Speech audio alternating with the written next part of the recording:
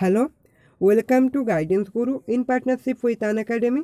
আমি অপূর্ব ধর আজ তোমাদের সঙ্গে আলোচনা করব বেশ কিছু মোস্ট ইম্পর্ট্যান্ট এমসিকিউ যা ভক্তি এবং সুফি মুভমেন্টের উপর বেস করে সিলেক্ট করা হয়েছে। তো তার আগে আমরা দেখে নিই যে আমাদের এই ক্লাসটা কবে কবে হচ্ছে। আমাদের এই ক্লাসটা হচ্ছে প্রতি বৃহস্পতি থেকে শনি ঠিক সন্ধ্যে 7টার সময়। তার আগে তোমাদের বলে রাখি, আন একাডেমি হলো ভারতবর্ষের একটি লার্জেস্ট অনলাইন লার্নিং প্ল্যাটফর্ম, যেখানে সমস্ত কম্পিটিটিভ এক্সামের জন্যই প্রিপারেশন দেওয়া হয়ে থাকে। তো তোমরা যারা এখনও পর্যন্ত আন একাডেমি জয়েন করনি, তারা আমাদের ডেসক্রিপশন বক্স থেকে অ্যাপটি ইনস্টল করে নাও এবং নিজেদের কম্পিটিটিভ এক্সামের যে বেসিক প্রিপারেশন তা কিন্তু আজ থেকেই শুরু করে দাও।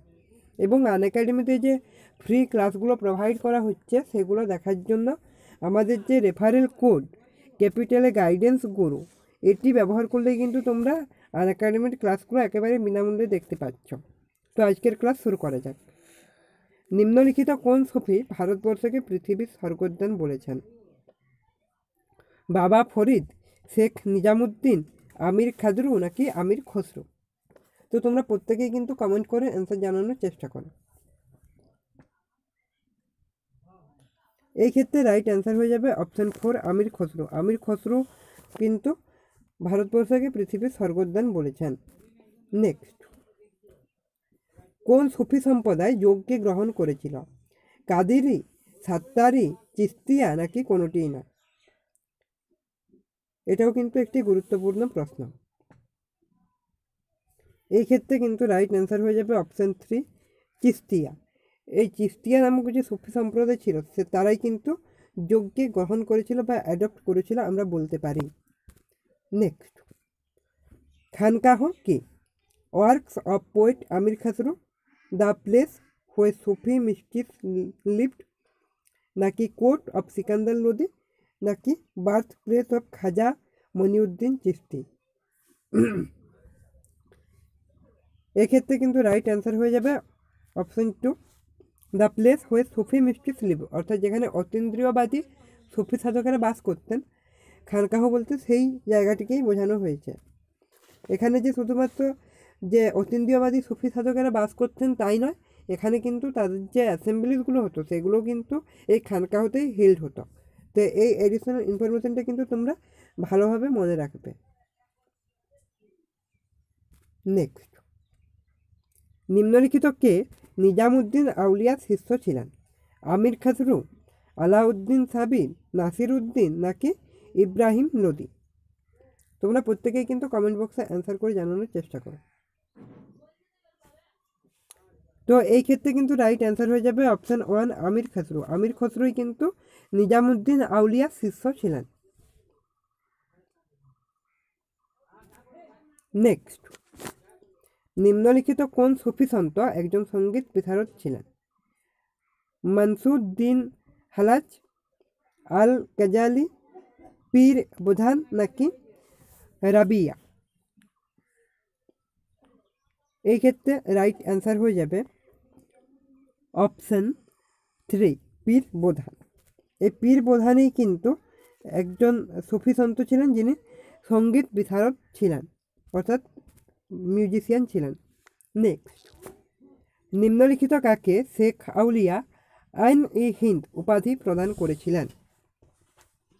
শেখ বাহাউদ্দিন জাকারিয়া, শেখ সিরাজউদ্দিন ওসমানী, শেখ নাসিরুদ্দিন চিরাগ দেহলাভি নাকি খাজা সৈয়দ মুহাম্মদ গেসুদারাজ?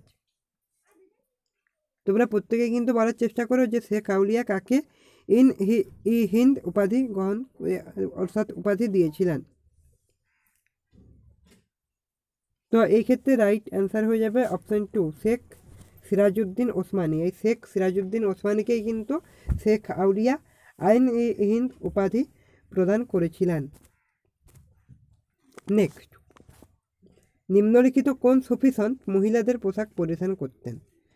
শেখ মোসা, শেখ হামিউদ্দিন নাগৌরি, শাহ দৌলা দৈরিয়া নাকি শাহ মোহাম্মদ গাইব? তো এই ক্ষেত্রে কিন্তু রাইট অ্যান্সার হয়ে যাবে শেখ মোসা। এই শেখ মোসাই কিন্তু একমাত্র মহিলাদের পোশাক পরিধান করতেন, একমাত্র মহিলাদের পোশাক পরিধান করতেন শেখ মুসা। নেক্সট, সিয়ারুল আউলিয়া গ্রন্থের রচনা কে করেন? এটাও কিন্তু গুরুত্বপূর্ণ একটি প্রশ্ন। তো তোমরা এখানে প্রত্যেকে কিন্তু বলার চেষ্টা করো যে সিয়ারুল আউলিয়া গ্রন্থের রচনা কে করেন। দারা শিখো, আমির হাসান, আমির খুসরো নাকি কোনোটিই নয়। এই ক্ষেত্রে রাইট অ্যান্সার হবে অপশান 3, আমির খুসরো। এই আমির খুসরোই কিন্তু সিয়ারুল আউলিয়ার রচনা করেন, সিয়ারুল আউলিয়া রচনা করেন। নেক্সট, নিম্নলিখিত কে ভারতবর্ষে সুফি সম্প্রদায়ের প্রবর্তন করেন? খাজা মঈনুদ্দিন চিশতি, খাজা কুতুবুদ্দিন বখতিয়ার কাকি, শেখ নিজামুদ্দিন আউলিয়া নাকি শেখ নাসিরুদ্দিন মাহমুদ? তো তোমরা প্রত্যেকেই কিন্তু কমেন্ট করে জানানোর চেষ্টা করো যে এখানে রাইট অ্যান্সার কী হবে। এখানে কিন্তু রাইট অ্যান্সার হবে অপশান 1, খাজা মঈনুদ্দিন চিশতি। এই খাজা মঈনুদ্দিন চিশতি কিন্তু ভারতবর্ষের সুফি সম্প্রদায়ের প্রবর্তন করেন। আমরা এবার এডিশনাল ইনফরমেশনটা দেখে নেব। বলছে Moinuddin Chishti was the founder of the Sufi sense in India. The Chishti order was founded by Abu Ishaq in some 95 miles east of Herat in present day western Afghanistan. অর্থাৎ মঈনুদ্দিন চিশতি কিন্তু ভারতবর্ষে সুফি সন্তের প্রবর্তন করেন, কিন্তু এই যে চিশতি সম্প্রদায়, এই চিশতি সম্প্রদায় কিন্তু প্রবর্তন করেন আবু ইসাক নামে একজন ব্যক্তি। সেটা কোথায় না 95 মাইল দূরে বিরাটের থেকে, এবং যা বর্তমানে ওয়েস্ট আফগানিস্তানে অবস্থিত, ওয়েস্টার্ন আফগানিস্তানে অবস্থিত। এবং কি বলছে, Moinuddin Chishti establish the order in India in the city of Ajmer. অর্থাৎ যে সুফি সম্প্রদায়ের যে প্রবর্তন করেন মঈনুদ্দিন চিশতি, এটা তিনি কোথায় করেন? আজমিরে করেন। এবং এই আজমির কোথায় অবস্থিত না নর্থ ইন্ডিয়াতে অবস্থিত। ক্লিয়ার? নেক্সট, নিম্নলিখিত কোন ভক্তি সন্ত তার বার্তা প্রচারের জন্য প্রথম হিন্দির ব্যবহার করেন? দাদু, কবির, রামানন্দ নাকি তুলসীদাস? তো এই ক্ষেত্রে রাইট অ্যান্সার হয়ে যাবে অপশান 3, রামানন্দ।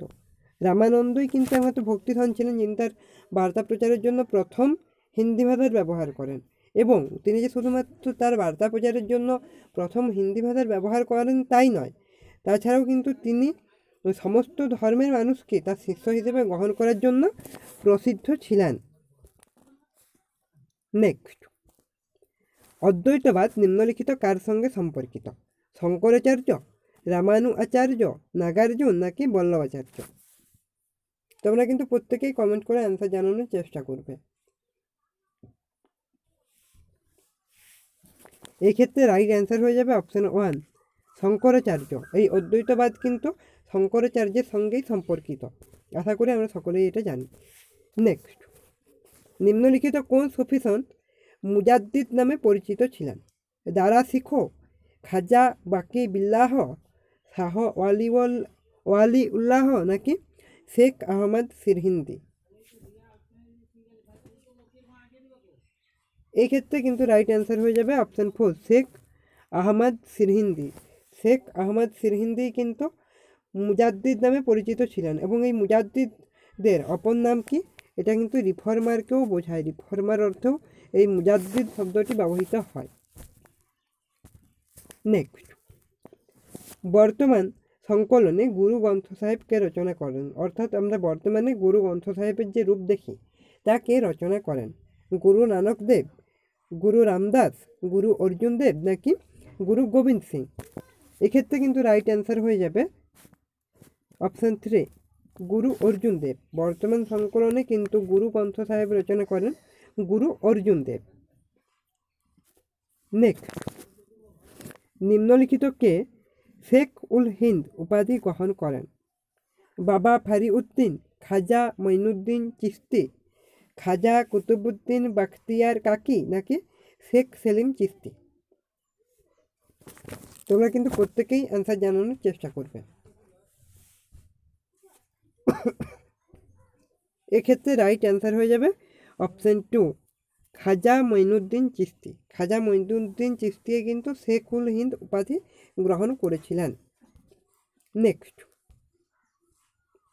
খলসা প্রথার প্রবর্তন কে করেন?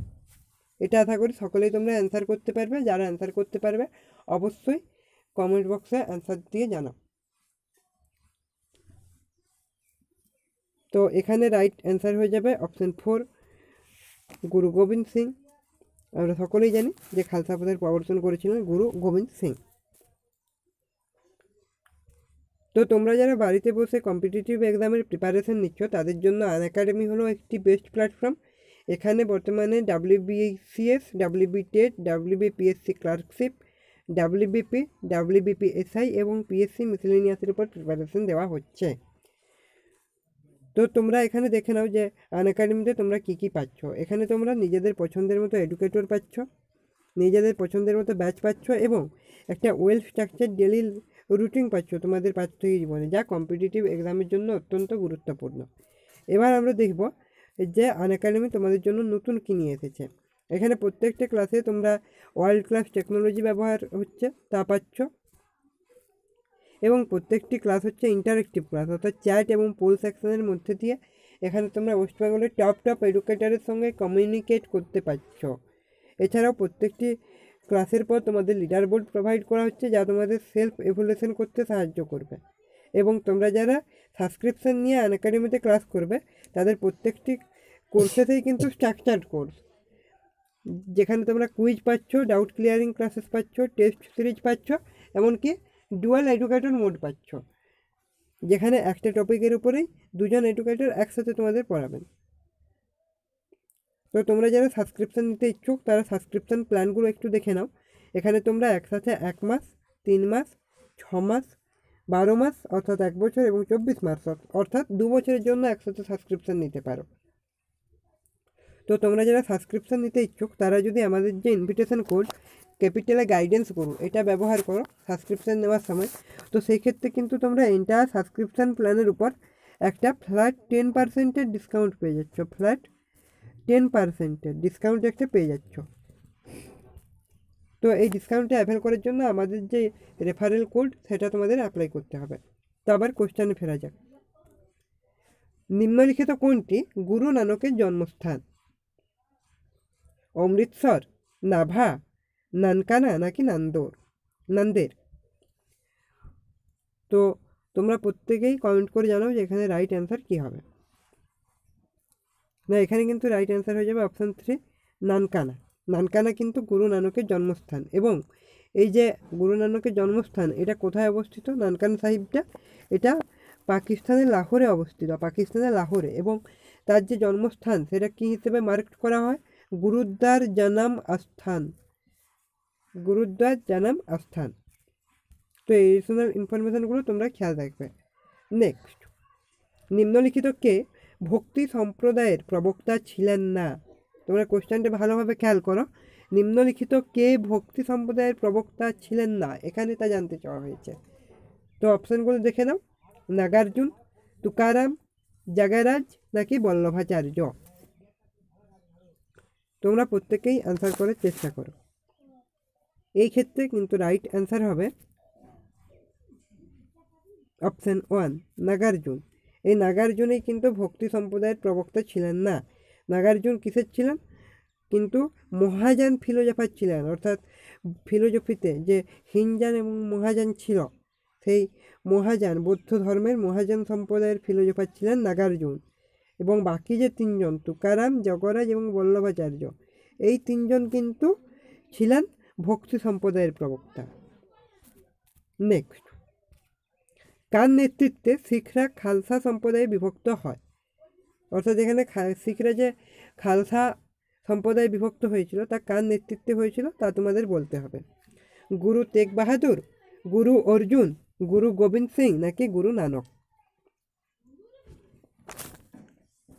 এক্ষেত্রে কিন্তু রাইট অ্যান্সার হয়ে যাবে অপশান 3, গুরু গোবিন্দ সিং। এই গুরু গোবিন্দ সিংয়ের নেতৃত্বে কিন্তু শিখরা খালসা সম্প্রদায় বিভক্ত হয়।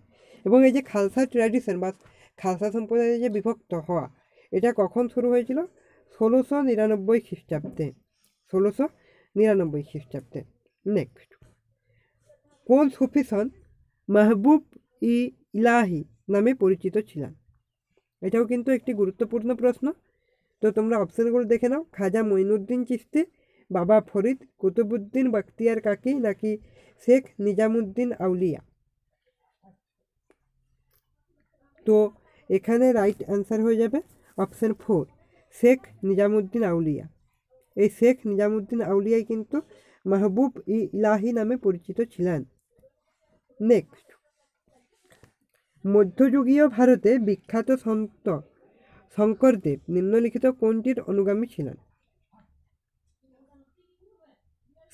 শৈব কাল্ট অর্থাৎ শৈব ধর্ম, বৈষ্ণব কাল্ট অর্থাৎ বৈষ্ণব ধর্ম, অদ্বৈত কাল্ট অর্থাৎ অদ্বৈত ধর্ম নাকি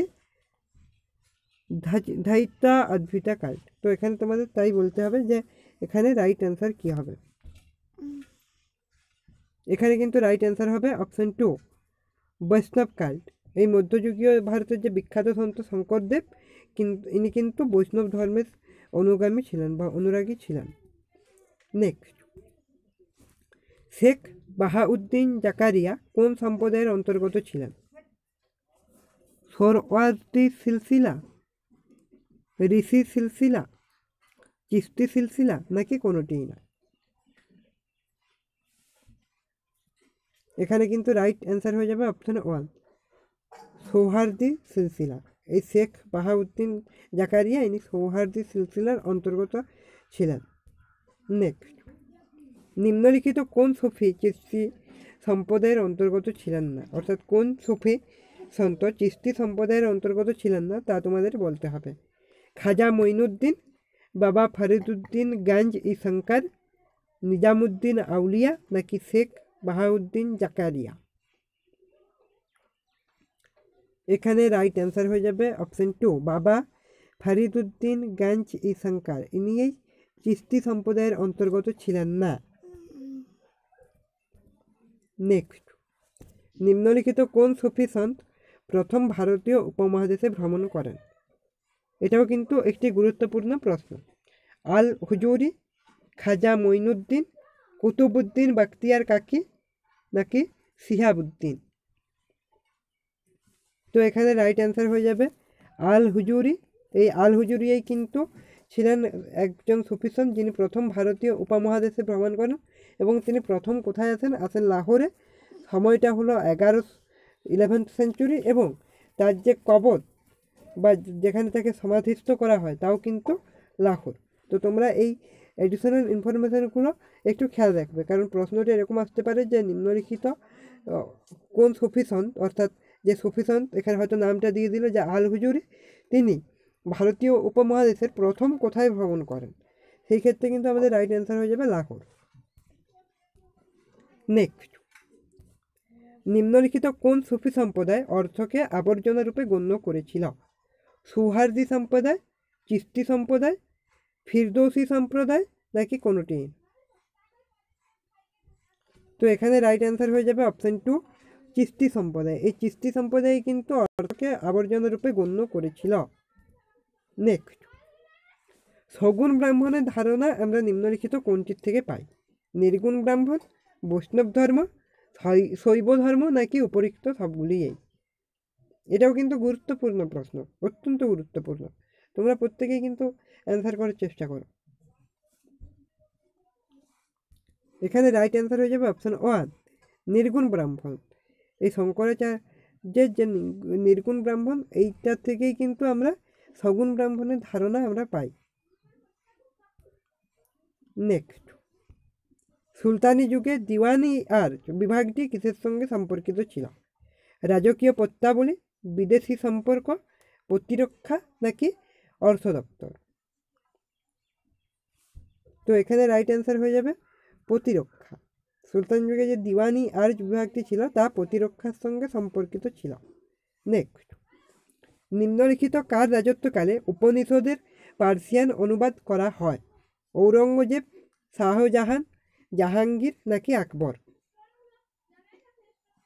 তো এখানে কিন্তু রাইট অ্যান্সার হয়ে যাবে অপশান 2, শাহজাহান। এই শাহজাহানের রাজত্বকালে কিন্তু উপনিষদের পার্সিয়ান অনুবাদ করা হয় এবং এই উপনিষদের যে পার্সিয়ান অনুবাদ করেন তিনি কে না, তিনি দারা শিখো।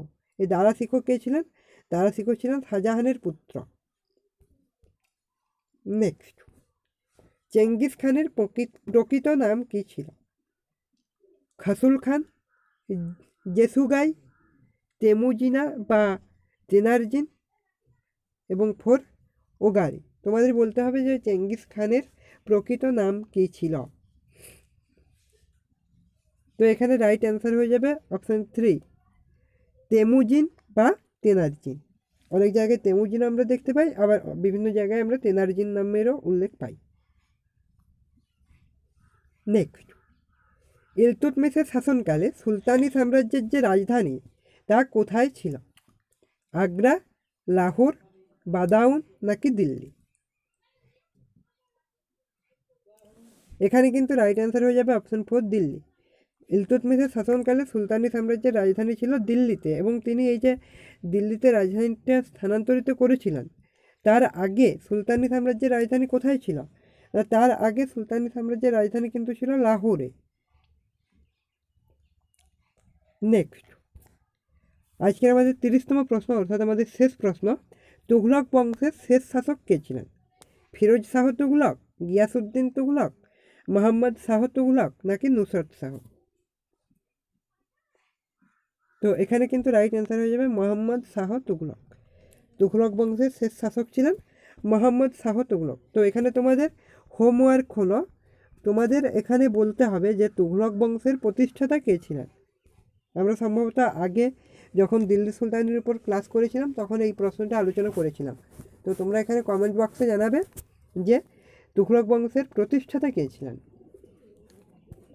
তো থ্যাংক ইউ গাইজ, এই ছিল আমাদের মোস্ট ইম্পর্টেন্ট 30টি এমসিকিউ। ক্লাসটা এখানেই শেষ করছি। যদি ভিডিওটা ভালো লাগে তো অবশ্যই ভিডিওতে একটি লাইক করে দাও এবং নিজের বন্ধুদের মধ্যে শেয়ার করতে থাকো, এবং চ্যানেলে যদি নতুন হও অবশ্যই চ্যানেলটা সাবস্ক্রাইব করে বেল আইকনে প্রেস করে নোটিফিকেশানটা অল করে রাখো, যাতে আমাদের সমস্ত ভিডিওর নোটিফিকেশান সব থেকে আগে তোমাদের কাছে এসে পৌঁছায়। Thank you, stay tuned.